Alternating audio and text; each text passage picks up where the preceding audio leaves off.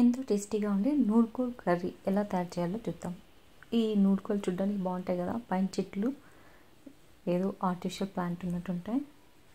ఈ పైన చెట్లను తీసేసి మళ్ళీ పైన స్కిన్ కూడా బాగా పీల్ చేసుకోవాలి. ఈ స్కిన్ కొంచెం లావుగా ఉంటుంది, లేదంటే పీచు పీచు అనిపిస్తుంది. కొంచెం లావుగానే స్కిన్ తీసేయాలి.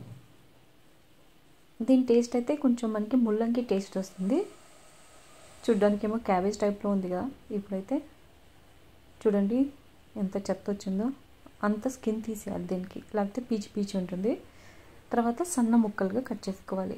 ఇవి ఉడకడానికి చాలా టైం తీసుకుంటాయి. ఉడకడానికేమో క్యారెట్ లాగా ముల్లంగి లాగా ఉన్నట్టుంటుంది, కానీ ఈ నూడుకోలు అయితే చాలా టైం తీసుకుంటుంది ఉడకడానికి.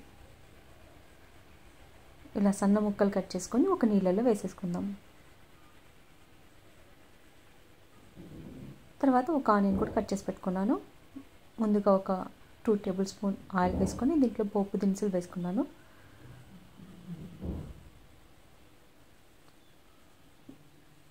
కొంచెం ఇంగువ వేసుకొని ముందుగా సన్నగా కట్ చేసి పెట్టుకున్న ఆనియన్ కూడా దీంట్లో యాడ్ చేసేద్దాం.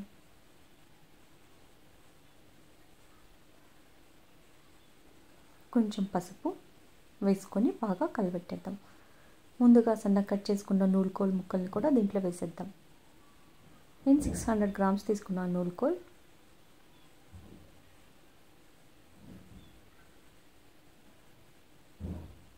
అన్నీ వేసుకున్న తర్వాత కూరకి సరిపడా ఉప్పు వేసుకొని బాగా కలబెట్టుకుందాం.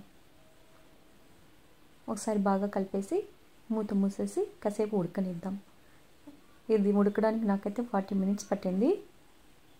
ఒక పక్కన బండ్లు తీసుకొని పల్లీలు ఒక 2 స్పూన్స్, నువ్వులు 2 స్పూన్స్ వేసుకొని డ్రై రోస్ట్ చేసుకున్నాను. దాంట్లోనే కొంచెం కొబ్బరి, ఒక 1/4 చిప్ప కొబ్బరి వేసుకొని దాన్ని కూడా కొంచెం సేపు వేగనిద్దాం. ఇది పచ్చి కొబ్బరి కదా, కొంచెం ఎక్కువసేపే పడుతుంది. ఇది ఉడకడానికి మనకు కొంచెం వాటర్ వేసుకోవాలి, లేదంటే ఆయిల్ చాలా పడుతుంది. దీంట్లోనే ఒక 4-5 తెల్లబాయి రెబ్బలు కూడా వేసుకున్నాను. చల్లారాక మిక్సీకి వేసుకుందాం. దీంట్లోనే కొంచెం కారం, నేను 4 స్పూన్స్ వేసుకున్నాను, చిన్న స్పూన్ కాబట్టి 4 స్పూన్స్ కారం వేసుకున్నాను. కొంచెం ఉప్పు వేసుకొని మిక్సీకి పెట్టుకుందాం. కూర ఉడికిపోయాక ముందుగా మనం మిక్సీ చేసుకున్న పొడిని కూడా దీంట్లో వేసుకొని బాగా కలుపుకుందాం.